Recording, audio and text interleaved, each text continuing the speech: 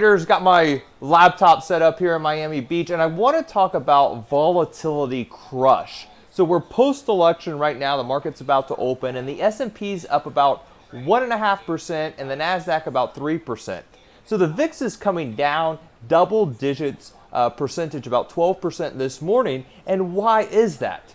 Basically, the market makers, the guys and girls controlling the options market, were implying the Nasdaq to move about 5% and the S&P about 4.5% higher or lower post-election by end of this week. So this Friday, and we're up what, 1.5%? That is absolutely nothing.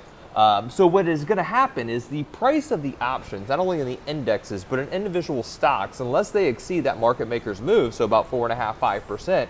Those options are going to dwindle down in value. So let's say you bought calls on a stock and it's up 2% today.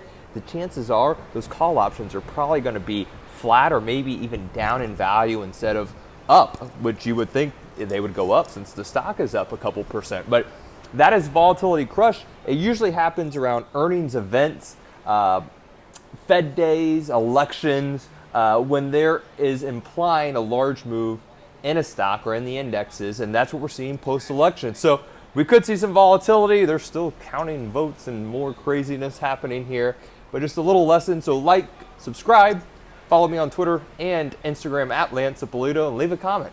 Turn on those notifications as well.